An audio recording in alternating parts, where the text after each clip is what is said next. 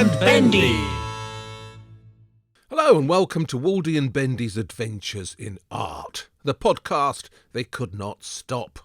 I'm Hieronymus Bosch, art critic of the Sunday Times, and I'm joined on this surfboard of artistic fun by the illustrious art historian, Dr. Bendor Grosvenor. So Bendy, I was coming out of Tate Britain the other day, and I bumped into Bruce MacLean, Scottish artist. He used to be quite famous back in the day. Do you know him? Afraid not. Sorry, Weld. Sorry, Bruce. It was back in the day. Anyway, he asked me if I knew much about Augustus Egg, the English painter. You know about him, don't you? Augustus Leopold Egg. Victorian painter, yeah. Victorian painter. Anyway, so Bruce tells me that he's curating a show and he's going to have Augustus Egg in it. And he's also going to include Lucian Freud, and he thought maybe Francis Bacon. So he was going to call the show Freud, Egg and Bacon. Bendy, do you think that's going to be a big hit, that exhibition? We got there, Weld. Scrambled as ever. Is that a yay or a nay? Yes, sorry about that. Listen, the good news, apart from Freud, Egg and Bacon, the good news is that our foreign listenership seems to be growing spectacularly. I mean, we mentioned last week that a few people have been listening to us from Ohio and Canada.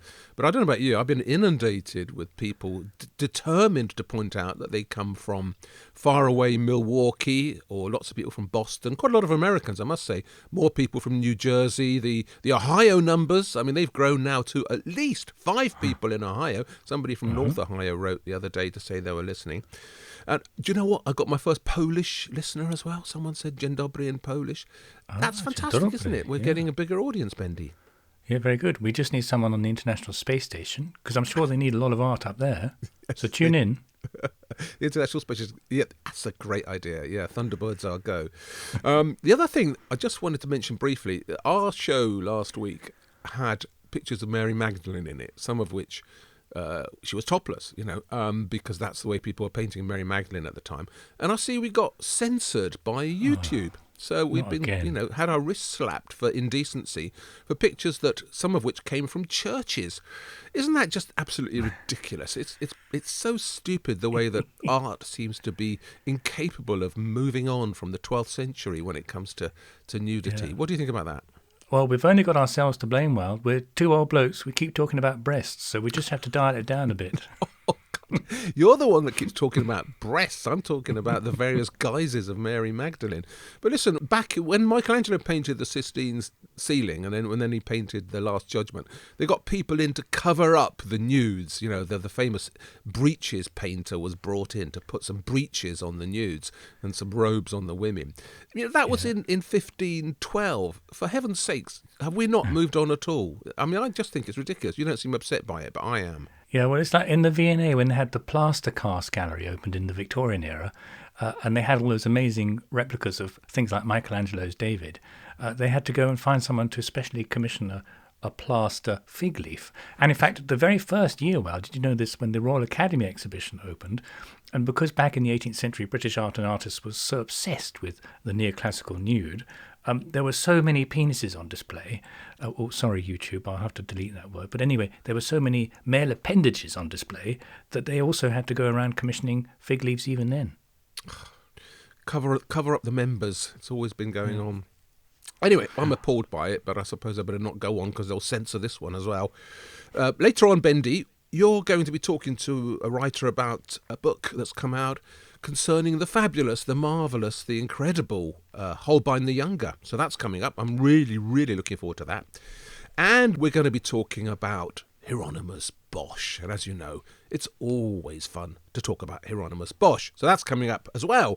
First, though, we need to do the obvious thing in this week of art. We need to follow the money. It's shocking news from the art world. Bendy, we looked at the art sales a bit last week, or at least you did. You were pointing up to some things that were coming up and telling us how exciting it was. But I don't think any of us were prepared for what has actually gone on in these art sales, because it's been an absolutely extraordinary week in New York in particular. For art prices, I mean, things have gone through the roof. It's been kind of crazy, hasn't it? And we had a podcast a few weeks ago where I was grumbling about how the bottom seemed to have fallen out of the art market and things were looking bad and nobody was selling anything and they were all moaning. And yet suddenly this week they came roaring back with a vengeance, and events in New York were absolutely sensational, weren't they? Yeah, there was a new record for a picture by Gustav Klimt. Did you see that? That made $236 million, Wild. I know. New bidding? Second highest price ever paid for a picture in auction after that ridiculous Salvator Mundi, the Leonardo da Vinci, that went for $450 million. What do you think of Klimt? I mean, I know it broke the record. As you say, it went for $236 million. Are you a big Klimt fan? Is it worth it? Oh, no, I think it's a great painting, and I think Klimt straddles that moment between old art and new art. He feels like a safe repository for today's art market to sink all their money into. He's modern, but not too modern. So I can see why his prices are going up and up. I mean, personally, of course, I would be, and in fact I was, of course, Wild, bidding on the Leonardo Salvator Mundi rather than the Klimt, but, each to their own, eh? I think he's overrated. I think that his current popularity is a reflection of sort of nouveau riche and arriviste tastes. Basically, museums have stopped being the main purchasers of art when it comes to this stratospheric level of pricing. It's billionaires, isn't it? Hedge fund billionaires, rich people, people of Middle Eastern money, people of Russian money. It's just money types. And they, of course, have slightly arriviste tastes. And Klimt does indeed supply something for that, doesn't he? I mean, this painting, right, which is a portrait of Elizabeth Lederer, that was painted in 1914, or it started in 1914, finished in 1918. Now, what was happening in Europe in 1914 and 1918? A great big war. Wow. A great big war. Is there any even touch or semblance of that atmosphere or anything about this picture? No, there isn't. It's a posh Viennese lady. Well, had the war started? Well, the war's about to start, wasn't it? And the war goes on. They didn't know. In the summer of 1914, nobody knew. That's why it was such a tragedy, a great surprise. Yes, but the painting was finished in 1918, Bendy. So during those 4 years, you had plenty of time to consider the war was happening. Yes, and all right. My point is not that he was completely avoiding the war. My point is that this is art that avoids the war, as it were, and that therefore people who are buying this go for it because there's nothing prickly or difficult or complex about it. I mean, the background looks to me like, those paperweights you get, those Millefiori paperweights with lots of different bits of coloured glass in them. And Klimt in general, the popularity for him at the moment, it's just something that makes me feel a bit unhappy, because it is absolutely not a question of him being that great an artist. It's more a question of him being that good an investment. And I just found it unsettling that it went for so much to be the second highest price ever paid for a portrait painted during the First World War that has nothing of the First World War about it, that isn't particularly progressive, that in fact is the opposite of progressive. And all it's got going for it really is a sort of dining room poshness. Yeah, well, there's nothing like a high auction price in the art market to bring out everyone's inner Leninist, Wild. And actually, do you know what? My inner Leninist was brought out howling by the solid gold toilet by Maurizio Catalan, which sold in the same week also at Sotheby's, which made, I think, something like $12 million. Did you see that? Actually, I've seen this artwork before, or at least a version of it, because Have you used it? There were 3 casts. Do you remember it went on show at Blenheim Palace? There was an exhibition in which Catalan was involved at Blenheim Palace. Yeah. And it got nicked. Don't you remember that? Nicked, and I hope melted down. It got melted down, I'm sure. But I did see it then. I like the fact that it's called America. So you've got a gold toilet that functions, and it's called America. It's not the most subtle piece of satire I've ever seen. And of course, it is this absolute paradox at the heart of the art world, that a guy makes an artwork out of solid gold, 15 kilos of gold or whatever went into it, and he calls it America in order, obviously, to take the mickey out of American rich people and the American art market. And this same American art market at the same time spends $230 whatever it is million on a Klimt. So only the art world would pay as much money as they paid for Maurizio Catalan in order to have somebody take the mickey out of the art world. It's this ridiculous double meaning, isn't it? Yeah, I see your point, but I'm not that sympathetic to Catalan. I don't think he's taking the mickey out of it. I think he's participating in it. He knows exactly which buttons to press. The fact that this toilet, just like the banana, was supposedly, they're one of a series of 3 or 4, so it's not just sort of a one-off, I'm going to poke fun at you all. He's absolutely riding the beast. So he's laughing all the way to the bank. I think you're wrong, Bendy. I think he's absolutely playing the game. I mean, he's laughing all the way to the bank. I agree with you there. There's no doubt about that. But what he is trying to do, I keep stopping myself from saying taking the piss, but I don't think I can anymore. He's taking the piss out of the art market. But at the same time, the art market loves him and is spending an absolute bomb on having the piss taken out of itself by an Italian artist. I mean, only in the art world could it happen. Do you know what really makes me want to throw up is when the bananas make millions at auction, and it usually seems to be Sotheby's, by the way, and the gold toilets make millions, they all sit around clapping and applauding themselves afterwards. It just makes me absolutely want to smash the TV. I agree with you. But again, that is something that Maurizio Cattelan will have at the back of his mind as something that he wants to draw attention to. But there was a better sale, I think, a far, far, far more pertinent and more important artwork, really, as well, last week, which is the Frida Kahlo. Did you see the great Frida Kahlo? Another auction record, Val. That was $54 million. Yeah. It's a work called El Sueño La Cama, which means the dream, the bed. Self-portrait by Frida Kahlo, painted in 1940, so you've got that date there because that's the war years again. But this time you do get some prickly, unsettling, powerful sense of the world not being right at the time. And she's lying in bed, and above the bed, sitting on it as it were, is a very spooky skeleton. Not only is it a skeleton, it's also wired up. So if you look at it carefully, it's got like electric cables and what look like sticks of dynamite or something attached to it. It's a very unsettling image. Have you been to her house in Mexico City, Frida Kahlo's house, the Blue House? No, I have never been to Mexico even. Well, if you do go, and you should, because it's an absolutely amazing country for art in general. Mexico City is particularly exciting. But the Frida Kahlo house has this bed in it.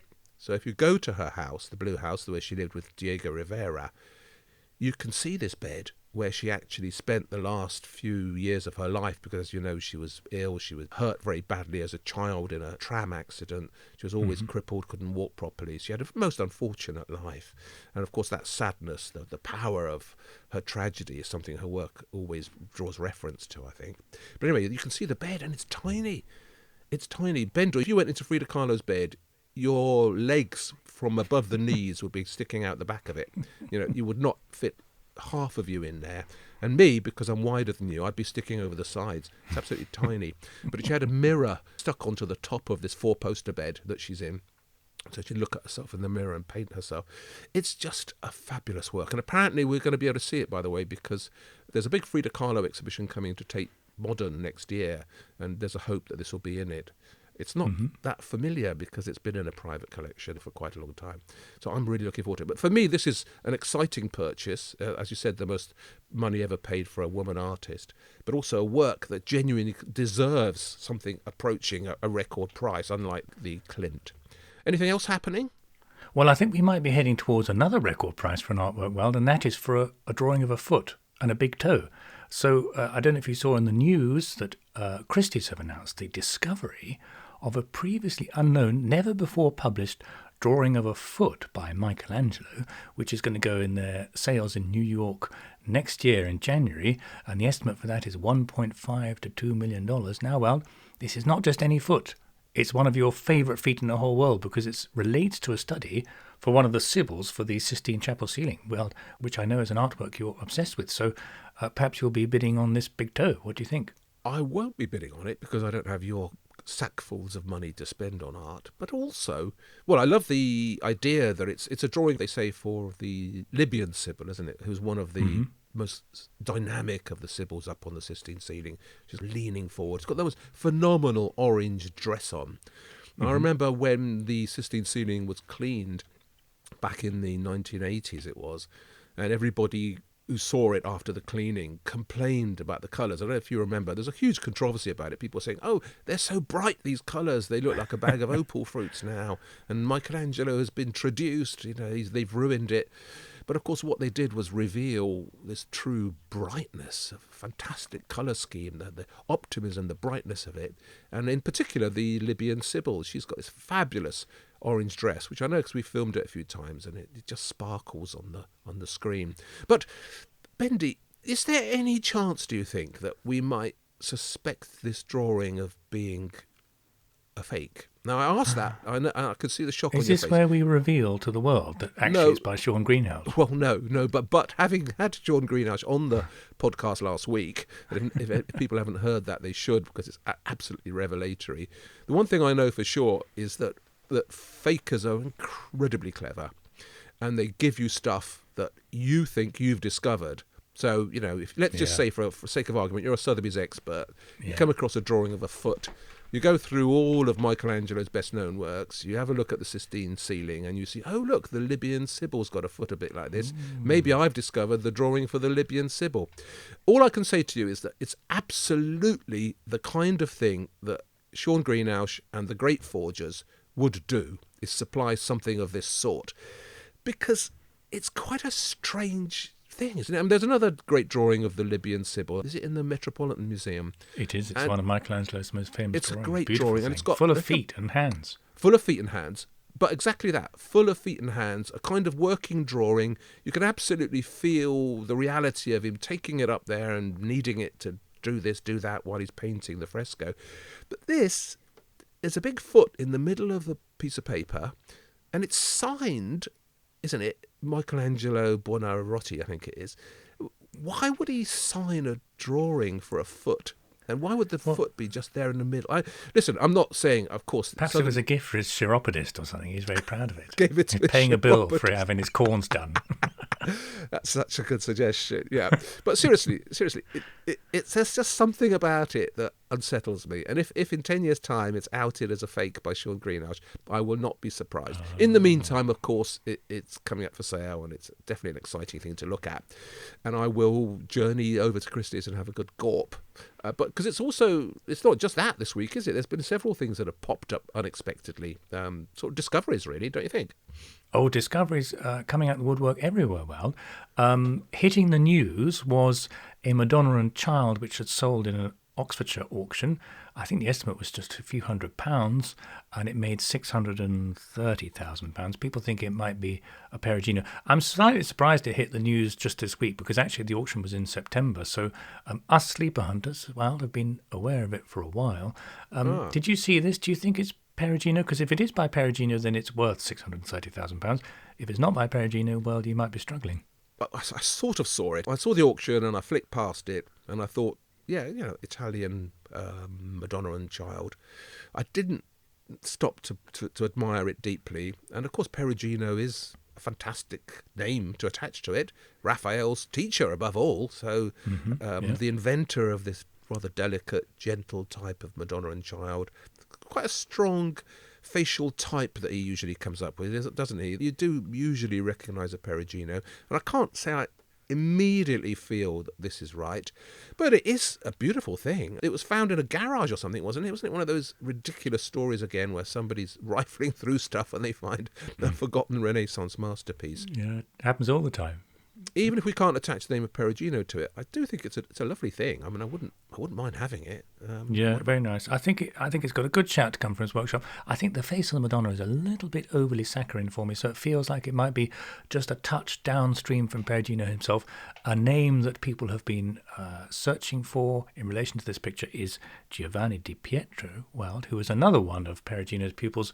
He's better known as Lo Spagna because he came of Spanish heritage, and he paints Madonnas exactly like this, slightly more sentimental than Perugino's type. So maybe that's the name that will finally emerge. I'll back you up on that. It is definitely just a bit off. The facial type isn't quite right, but still great. So let's not poo-poo it. It's a wonderful thing to have turned up in somebody's garage. Anything else, Bendy? Oh, the final one I think we ought to mention, Wild, is a full-length David and Goliath by Guido Reni, which had not been known about, and that sold just yesterday in Paris at an auction house called Art Curial, and that made an astonishing 12 million euros. The estimate, I think, was 1 to 2 million euros, and it's big. It's more than 2 meters high. It's a stonking great Guido Reni. We're talking about early 1600s. David is looking very winsome, slightly Caravagesque, so it's a dramatic picture, but it made a lot of money. And back in the day, it's the sort of picture that would have probably fetched this kind of money in London quite easily. But now it's quite interesting to see that these discoveries and these prices are now happening in Paris. What did you think of the picture? That's interesting. I love the picture. I have seen this before, or at least I've seen a version of it. It was on show at the National Gallery, I don't know, it must be a decade ago now, and it was spectacular. It was hanging in that room with the Velázquez and the Caravaggio. When they had that sort of Spanish Baroque room and they had absolutely packed it with masterpieces. And Guido Reni's David and Goliath was hanging there. And I'll never forget it because that lovely jaunty red beret he's wearing gives it, I don't know, a kind of modern feel. I was really impressed with it. So much so that when it went, it was on loan from somebody or other, right? So when it went back to wherever it came from, I felt a loss. I'd hoped the National Gallery would have got hold of it and bought it or whatever. Now, I've no idea if that's the same painting as this, by the way. I don't think it is. I think this must be another version of it. But ever since I saw it at the National Gallery, and that too was a life-size, big Guido Reni, from this great period of his when he was indeed intoxicated by Caravaggio and painted with this spooky, glistening realism, particularly good on the bodies of young men, showing you their apps. That was his great moment, I think, as an artist. And this is from that moment. But I was so taken by the picture that I've kept an eye on it over the years. And do you know, last year I bid on a version of this in a sale in Montpellier, down in the south of France. And I really liked it, and it was really good. I guess it must have been a smaller copy. That's what it would have been. But suddenly, I put in a bid. It was quite high by my standards, a couple of grand.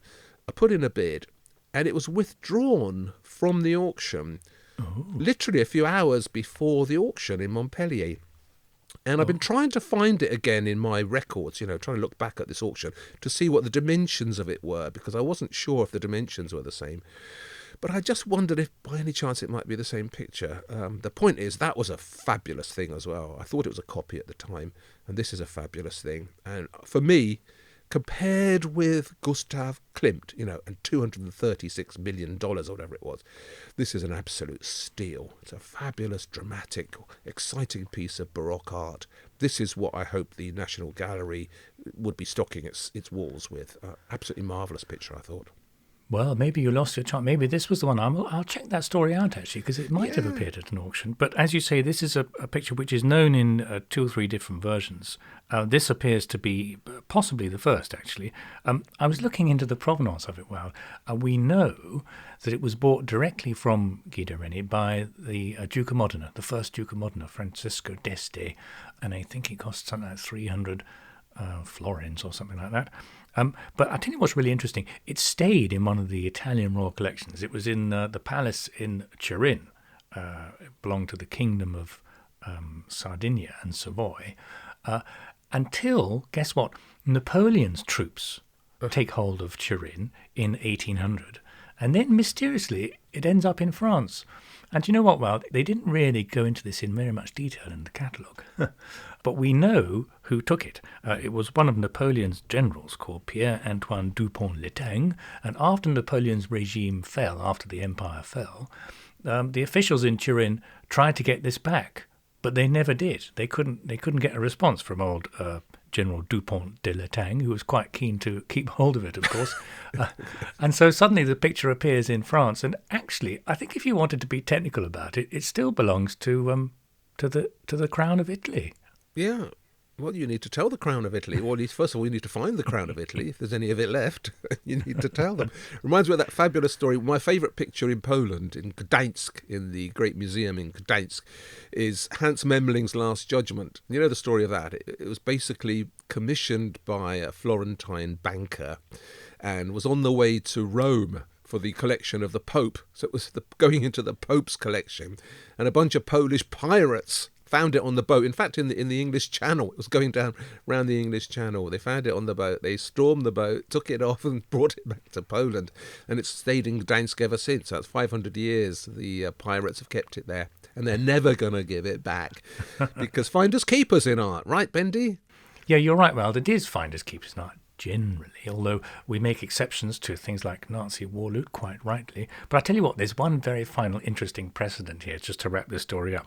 That about 10 years ago, a London-based art dealer had a fine French picture by Nicolas Tournier, which was a picture of Christ carrying a cross, and he took it to Paris for an art fair called Paris Tableau, and was going to try and sell it. And when the fair ended and he tried to take it back to London, the French authorities swooped in and said, "No thanks, we're going to have this, thanks." And what it turned out was that the picture, before the French Revolution, had belonged to some convent, I think down near Toulouse. And then after the French Revolution, it ended up in a museum, a local museum. And then in 1818, it disappeared until it turned up at Paris Tableau in 2015. And suddenly the French decided that after 200 years, they were going to take it. And they did take it. So on that basis, I think the Crown of Italy, or as you say, whatever's left of it, has got a quite good shout for Guido Reni's David and Goliath. Yeah, there's an absolute bigger truth to all this. Basically, never take your pictures to France because you'll never get them back. Or they're going to get stolen if they're in the Louvre. So France is the place to avoid if you've got any precious art at all. However, Bendy, there are other places in the world that we should not avoid when we come to precious art. And one of those is London, because we've got some great art here in London, of course. Some of it by one of the greatest artists ever to come to Britain, I think. Absolutely a pioneering, marvellous, important presence. And as far as I know, you've been talking to somebody about this great artist, Holbein, and she's got a new book about it, and we're going to find out a lot more. Is that right? The interview. Yes, Elizabeth Goldring, esteemed art historian, has written a very handsome, beautiful, and I think brilliant biography of Hans Holbein. It's published by Yale and the Paul Mellon Centre. Holbein, well, I am completely obsessed with. I think he's one of the all-time greats. And I began by asking Elizabeth, what made Holbein just so brilliant? Gosh, where to start? I mean, of course, in this country and in the English-speaking world more generally, I think we primarily tend to think of Holbein in terms of Henry VIII and his court. And of course, it's no mean feat to have fixed our sense of the appearances and personalities of Henry, his wives, would-be wives, leading courtiers in the minds of contemporaries and posterity. It's thanks to Holbein that 500 years on, Henry VIII and his court, these are some of the most recognizable figures in all of history. But I suppose it all comes back to the real sense of immediacy one gets with his paintings, and particularly with the portraits. You do almost feel as though 500 years later, the sitters are about to speak, about to come to life. And that's such an extraordinary achievement, but must have seemed even more remarkable to the Tudors, because obviously what had come before had not been very lifelike in terms of figurative art. Yeah, where do you think that amazing facility for realism comes from? I mean, I remember looking at one of his pictures from the 1520s, the so-called Darmstadt Madonna, which is a Madonna and child surrounded by the donor's family. And the donor we know is called Jakob Meyer zum Hausen, who is the Burgermeister of Basel. And I remember looking at this picture in Frankfurt Museum and looking at the amazingly painted carpet at the bottom. And for a few seconds, I think the medical phrase for this is epistemic hesitancy. For a few seconds, my mind couldn't compute that I wasn't looking at a real carpet. It was that extraordinary, the way Holbein can trick your eye. Is that something just sort of prodigiously arrives with him? Where do you think it comes from? It's such a good question. I'm not sure I have the answer. I mean, I think he was just prodigiously talented, and that sounds like, I suppose, a bit of a cop-out as answers go. But I mean, one of the things that really struck me in researching his life is that from childhood, he seems to have been recognized as very special. It seems very clear from the way in which his father, who was a sacred painter, one of the leading sacred painters in Augsburg in the late 15th and early 16th centuries, it's very clear from the way he inserts portraits of his sons, but particularly of Holbein, Hans Holbein the Younger, that is, into his sacred paintings, that he clearly recognized that this child had extraordinary talents from a very young age. But undoubtedly, I think he was a very hard worker as well. This was another characteristic that emerged in my research, that he was an absolute perfectionist, a complete workaholic, even allowing for the fact that he must have had a substantial workshop both in Basel and in England. His output was so prodigious. He must have just been someone who worked round the clock, and was just very, very driven. So that talent for tricking the eye, for making you not quite sure what you were seeing, must have come in very handy in an age before the Reformation, when faith and religion greatly involved what people were looking at, what they were seeing. And it was primarily a visual phenomenon. Can you then give us some idea of how dramatically the Reformation and the ensuing iconoclasms changes Holbein's art and Holbein's life? Of course. I think that though we tend today, certainly in England and the English-speaking world, to think of Holbein primarily in terms of his portraits. In fact, I think he probably started out as a painter with the intention of following in his father's footsteps and becoming a specialist in sacred painting. And had it not been for the Reformation, that may well have been the path that he would have gone down.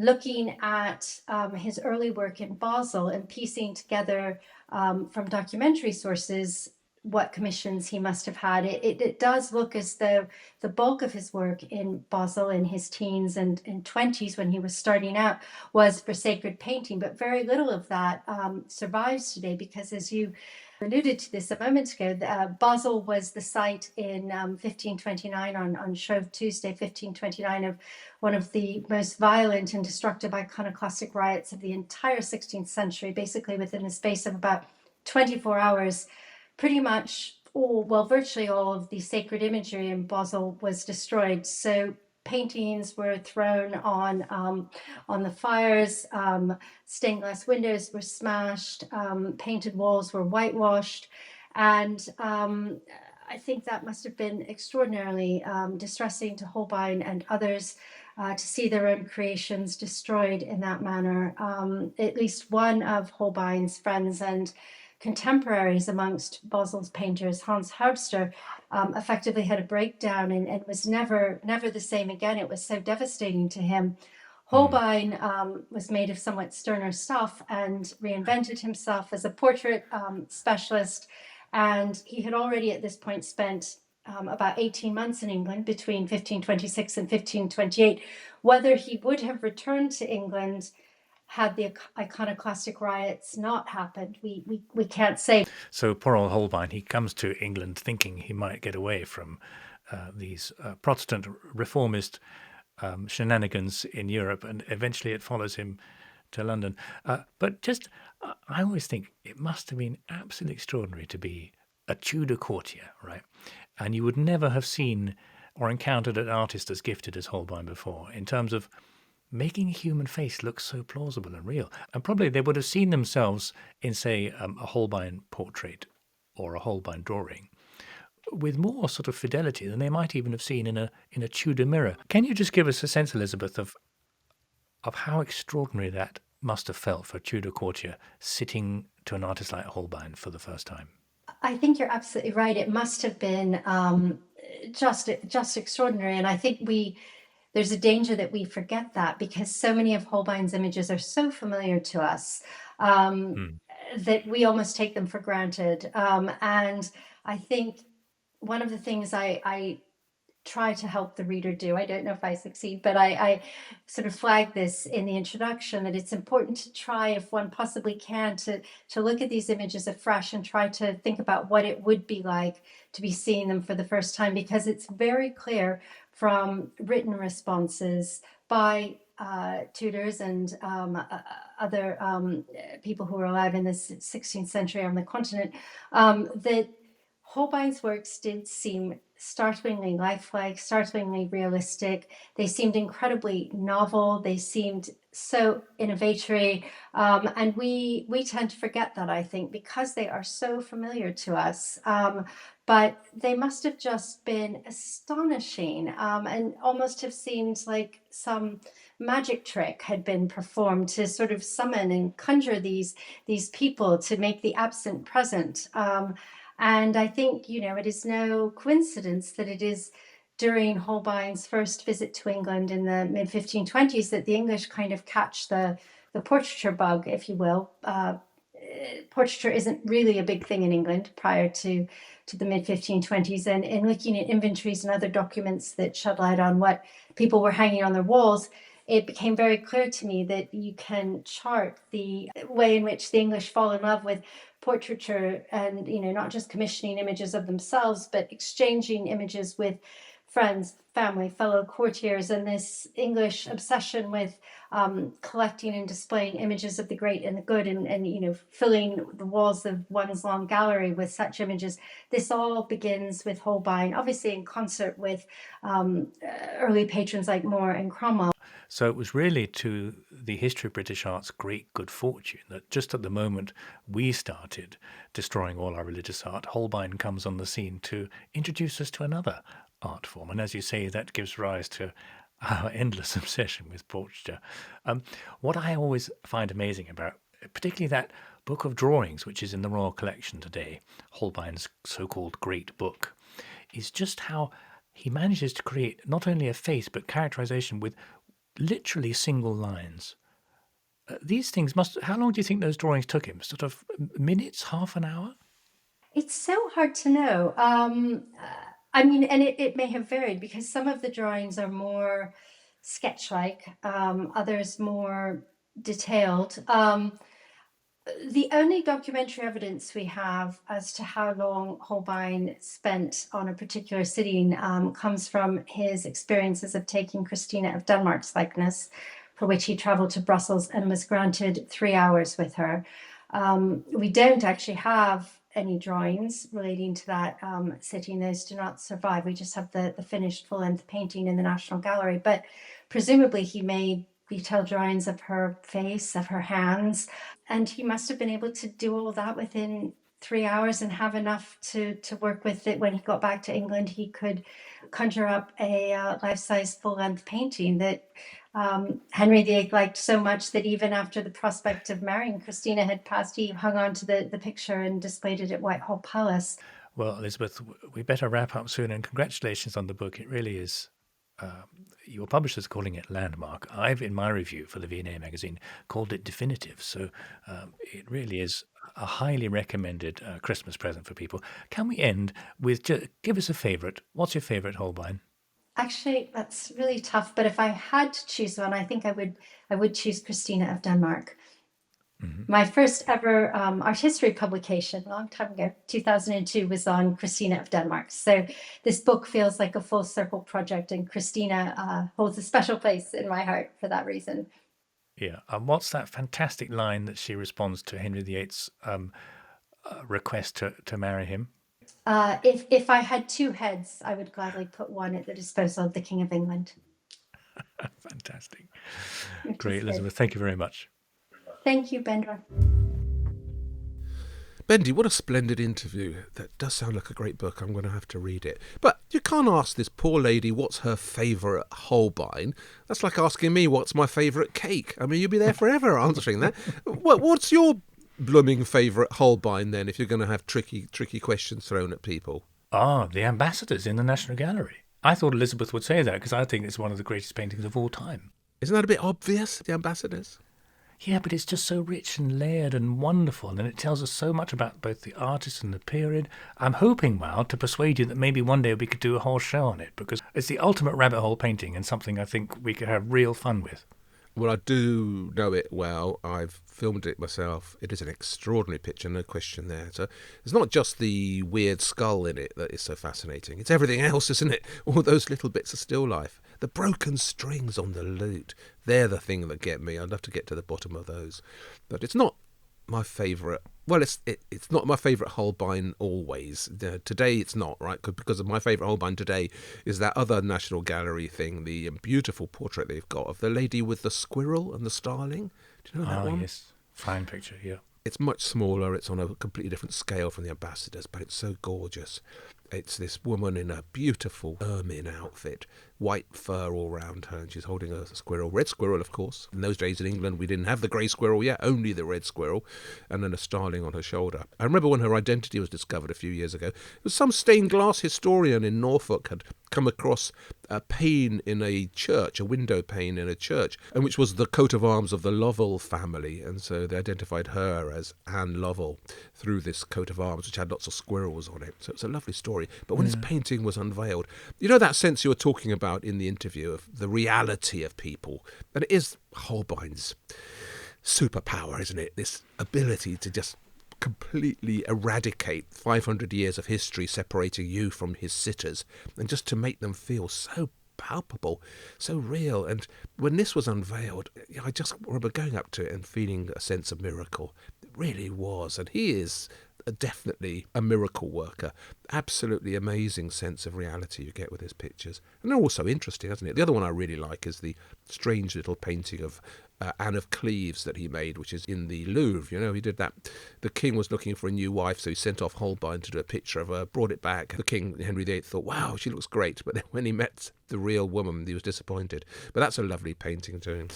Yeah, that's one of the great tragedies for me of Holbein's life, that he came to England, gave us the gift of portraiture, and Henry VIII corrupted him into some kind of pimp scout, sending him around Europe to do portraits of potential wives, basically, and this is a historical fact, to see if he thought he might be able to get it up to consummate the match. I mean, poor old Hans Holbein, eh?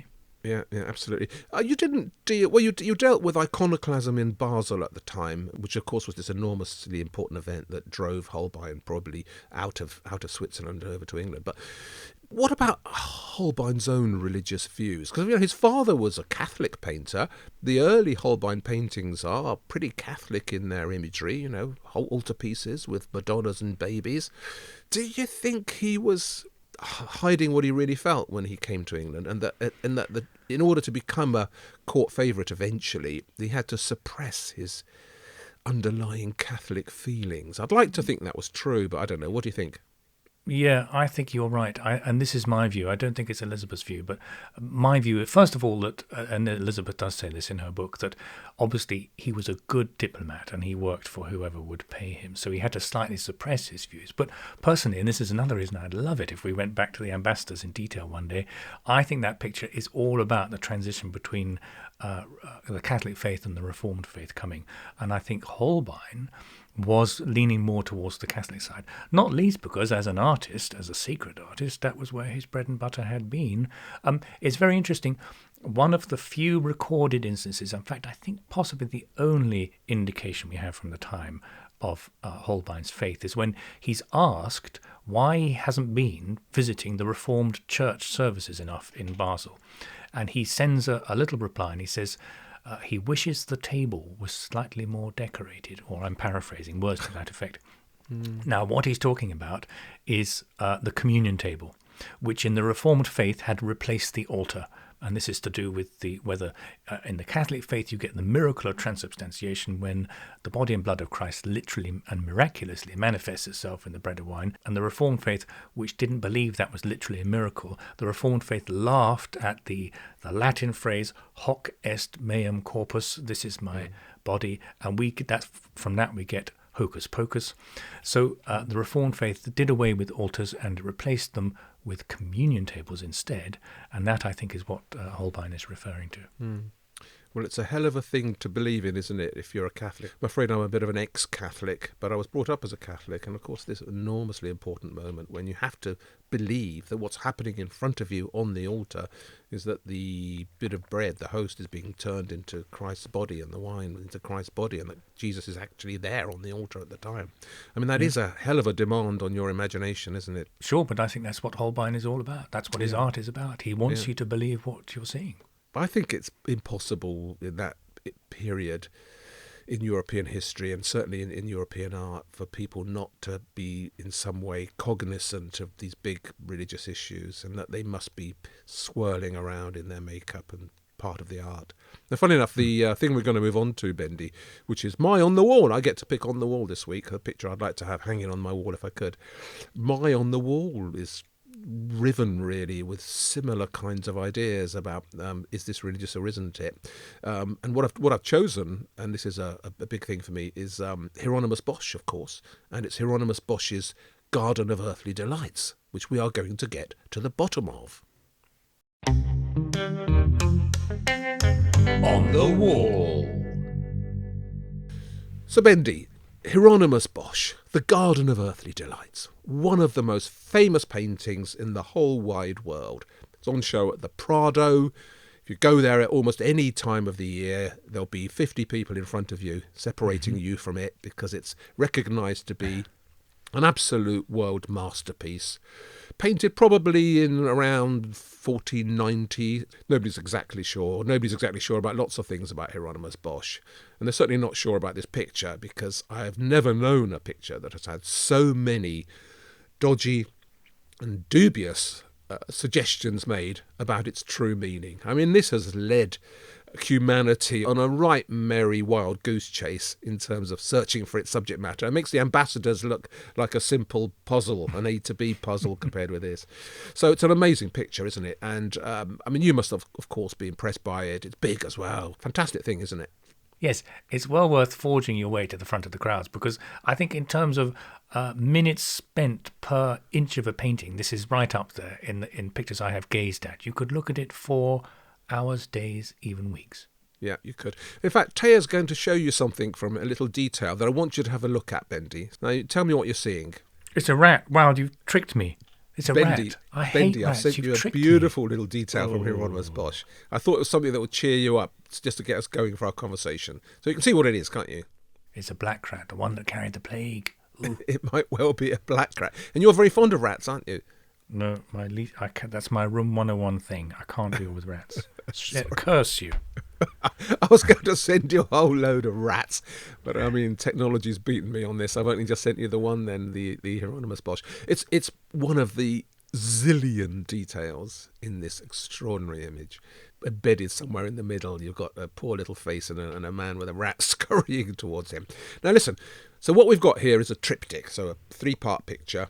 It unfolds from the left to the right, and it's got a simple scene on the left, which I think everybody agrees is a view of paradise. And so it's Adam and Eve in paradise, and God between them, rocking a kind of Jesus Christ look, really. Quite often in 15th century art, you see God represented as a kind of older version of Jesus, which I've always found very interesting. But anyway, he's holding Eve's hand as if she's done something guilty, and of course she has. She's picked the fruit from the tree of knowledge. So that's kind of straightforward. And on the right-hand side, you've got this absolutely terrifying vision of hell.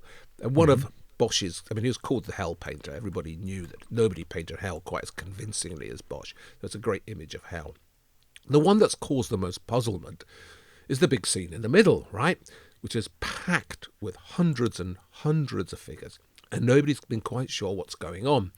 All naked. We're going to be censored again, Wild. Are we going to be censored again? We don't need to do any they're all close-ups. naked, yeah. Oh, I hope not. I mean, God almighty, if they're censoring Hieronymus Bosch, then we really have reached the end of the world, and there's going to be earthquakes in Jerusalem tomorrow, I tell you. It's an extraordinarily famous image. I can't imagine that you can't do Hieronymus Bosch on YouTube. But who knows, right? The world we're living in, God knows. The middle scene is the one that's caused all the controversy. Now, I've had stuff written to me. I made a little film that had this in once, and I remember somebody writing in saying, of course, it's an LSD trip. You know, this is Hieronymus Bosch must have been an early hippie using either LSD or taking magic mushrooms. And this is some kind of wild, drug-riddled fantasy. And there are plenty of people that believe that. You can still read those kinds of views today. There's another set of idiotic views, is that he was the member of some strange heretical sect. In particular, the Adamites get mentioned. So the Adamites were this, again, sort of proto-hippie gathering that was at work in Northern Europe towards the end of the 15th century. And they believed in free love. So the Adamites walked about naked and did the sorts of things that went on in San Francisco in the 1960s, kind of hippie free love. And you feel with all these kinds of ridiculous projected views that they're a kind of 20th century dream view pushed back into the 15th century. So there is what people want this to be, but not, of course, what it is. But we do tend to forget, I think, the general levels of inebriation that must have been around at Bosch's time, because, you couldn't really drink the water, so people just drank alcohol, beer, small beer. They drank a lot, so they were quite often permanently sozzled to some degree, weren't they? But I hope you're not saying that Bosch was sozzled when he painted this, and that this Well, is it would explain it, wouldn't it? a drunkard's picture. Bosch ran a very respectable school in Herzogenbosch, in what is now Belgium or Holland. He ran a respectable school. He was a respectable artist. He was a member of a confraternity. He was not some kind of wild, alcoholic, LSD-chewing Adamite who went around naked believing in free love. He was an absolute opposite of that. He was a pious, religious, and deeply, I think, sincere artist who used a very, very imaginative idea of what religion involves to convince people of their sinfulness, because that's the real feeling you get with Bosch. And another interesting thing about him is that, when you know his dates, do you know Hieronymus Bosch's dates off the top of your head? He dies in 1510, 15 something? Yeah, he early dies in 1500s. 1516. He's born in 1450, right? Now, those are almost exactly the same dates as Leonardo da Vinci. So Leonardo is, 1452 and dies in 1519. So at exactly the same time as you have Leonardo da Vinci, supposedly, as it were, inventing the High Renaissance, in another part of Europe, you've got Bosch going on. Yet both of them are products of the same kinds of forces, I think, the same sort of thoughts and the same kinds of forces. And you can, the people who dismiss Bosch as the last Gothic artist, I think are ignoring the fact that if you look at art today, for example, look at Frida Kahlo, she has far more in common with Hieronymus Bosch than she does with Leonardo da Vinci. This sort of proto-surrealism, and that's the other thing people say about Bosch, is that he was some kind of proto-surrealist, as if Salvador Dali was being prefigured by Hieronymus Bosch. This proto-surrealist aspect of him is again something that confuses people. But he was absolutely a man of his times, and as a man of his times, he had to be a religious artist, and this has to be primarily, totally, completely a religious image, and of course it is. So, going back to the triptych, Bendy, so we've got the Garden of Eden on the left, and Eve's committed the sin, and we've all been, as it were, sentenced to an imperfect life. We're all going to die. We all carry the original sin with us. I love the way Adam is looking so innocent in He's he's poor sitting Adam. there going, God, wasn't me? And God has got Eve by the hand, is literally kind of slapping her hand, admonishing her. This is where the patriarchy begins, isn't it? It is. Well, and also, if you look at, you see the funny pink structure behind them in the middle of the pond. There's a black hole in it, and in the black hole, there is an owl sitting there, Yes. and the owl Loves is a of course, bird. that's the devil. In Hieronymus Bosch's symbolism, the owl is always Satan, and quite often in art, the owl was seen as a symbol of wisdom and things like that. But in Bosch, it's the opposite. It's always this dark bird that flutters around at night, and you never hear it coming because it's silent in its flight. So the devil is always represented by Bosch as, well, not always, but often represented by Bosch as an owl. So the owl is lurking there in the back, and it's corrupted Eve, and therefore we've been cursed with the original sin. And in the final picture, we're being punished for it with all these terrible things that are happening to us in the final scene. So, but back to the middle picture, right? The middle picture. What do you think is going on here? This is the one that nobody can agree on. What do you think? I think there's a lot of nudity and there's a lot of sex, and birds are everywhere. Bosch was an ornithologist like you. He was a bird spotter, so he's very keen on birds. He's got all sorts of varieties in here. But I'm often drawn to these strange shapes in the background, these kind of pink and blue blancmanges. I think it's to do with sex, isn't it? Isn't that kind of male and female things going on? Not so much just sex, but the sin of lust, I think. I mean, just as Lust. you see. Eve basically brought the patriarchy down, or cursed the patriarchy with her behaviour, and this is the middle scene is lust going crazy. So it's basically the next stage, isn't it? So having discovered the joys of lust and sex, what's happening in the middle scene is that we, by that I mean humanity, all of us, and if you look carefully here, you'll see all sorts of people representing all sorts of types, including that little close-up of you and the rat, at the bottom. All kinds of people have gone crazy and are running around having sex everywhere and indulging in lust. Are you listening, YouTube? Lust, to their bitter end. And of course, that is what's going on. And that's, of course, in the final scene, what we're being punished for. We've gone crazy. We opened the bottle that we shouldn't have opened, and now we're all getting intoxicated with it. But, there's so many figures here. They're all doing interesting things, and all the animals. If you look at the animals, they are quite often the owl, of course, again. The owl sort of haunting the picture. There's a scene at the back where there's a bunch of nude people picking fruit from a tree, and of course what's sitting below them is the owl, is watching them do it. But there's also lots of giant fruit, because what Eve does in paradise, the sin she commits, is to take fruit from the tree of knowledge, which she's not supposed to have done. People later represented this as having seduced Adam, but that isn't actually what the Bible says. What the Bible says is that she took fruit from the tree of knowledge, which God had forbidden her to do. So in the central scene, there's loads of fruit, and a lot of it is these giant strawberries, because that was the naughty fruit of the time. So people are eating, gorging themselves, stuffing themselves stupid on giant strawberries. In other words, they're breaking God's wishes and God's commandment over and over and over and over again. So it's like a carry-on film, basically, isn't it? Well, it is, except it's deadly serious. From Bosch's point of view, it's deadly serious. This is what humanity has become. We've completely lost our sense of moral righteousness, and we've become corrupt and lustful.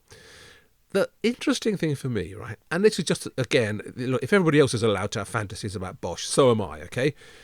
I just wonder if there isn't a sense in the middle picture of what we would call sci-fi. Now, if you look at those buildings, those weird buildings, that weird architecture that Bosch has included here, in these strange palaces that look like no other buildings anywhere else that anyone had ever seen, I'm just wondering if we might read these as Hieronymus Bosch trying to imagine what the architecture of the future might be, what the world of the future might be, that in this strange land where everybody's gone crazy, that the otherworldliness of it would extend to the sorts of places we live, the buildings that we occupy. So if people are allowed to say that he chewed LSD and that he was an Adamite, my contribution to Hieronymus Bosch crazy studies is that he was a little bit of a sci-fi writer and someone who foresaw things that were happening in the future. So what do you think? Are you going to poo-poo that? Is that as bad as you seeing the swan in the Thomas Lawrence portrait, or is it worse? Yeah, there he is on the left. Captain Kirk, he's coming in. The Vulcan. But what a painting. Oh, you could spend forever in front of it. I have actually filmed this picture. I think it's 4 times, right? 4 different sort of programs and things. And I still haven't filmed half of it. There are so many fascinating details. And you know what it's like when you're filming, you try and zoom in and do the most important things and you just can't cover it. There's too much going on. It's such an extraordinary thing. It's a bottomless pit of interest. So I'm going to hang it on my wall, and I'll invite you round and we can stand in front of it and we can discuss what it may or may not be about. But I hope we will agree that in the end it's absolutely a great big wagging finger that Bosch is wagging at the rest of us, because we are a decadent society. We've turned into something awful, and look what's happening to us in the future. That big, horrible, dark, fiery scene on the right. Do you agree with me? I think I agree with you, but I tell you what, I also love the front. And as you say, this is a triptych, so had it been on display in a church, it would have been closed up. And on the front of the picture, we see it's called grisaille, isn't it? It's a technical term for an object painted in black and white. We basically see the earth as God is creating it, and the earth is flat, although it's shown in a kind of sphere, which is the universe. the earth is being created, and God sits there on the top left-hand corner making the earth. So that just reminds us, it's quite easy when we see these pictures in a museum to lose any idea of their original purpose. But if we imagine it in a church with the doors shut most of the time, and then if a service begins or a sermon goes on, the doors are opened and you see all this kind of lustful and sinly flesh happening before you. But I always like to put myself, I think this is the whole point of trying to read a picture like this, is you have to put yourself in the time and place of the people for whom it was made. And if I imagine myself sitting in a church in Bosch in the late 1500s, and this great altarpiece is opened up before me, and a priest is about to admonish me for my sins, I tell you what, well, my reaction is going to be to giggle. And I think maybe that is what Bosch is hoping we would do. Oh, God. I think that tells us far, far more about you than it does about Hieronymus Bosch. I don't think there's anything to giggle at here at all. But yes, you're absolutely right. Of course, it would only have been displayed at sort of important feast days and things. But the outside is God creating the world. The inside is what the hell happened to that world. So it's a fairly straightforward storyline. Great, great painting. I'm going to invite you over when it's hanging on my wall. We can talk about it some more, but not on this podcast, because I'm afraid, Bendel, we've reached the end of this particular mouthy session, and we move on to new things next week. But it's been great fun talking to you. Everybody listening, if you want to watch these pictures in more detail, you can, of course, go to the YouTube channel that we've got, ZCZ's YouTube channel, where you can see the handsome Bendor in the flesh, and the ugly me in the flesh as well as hear from us and see all the paintings we've been talking about. In the hope that you'll join me there, it's goodbye from me. Goodbye from me. See you all next week.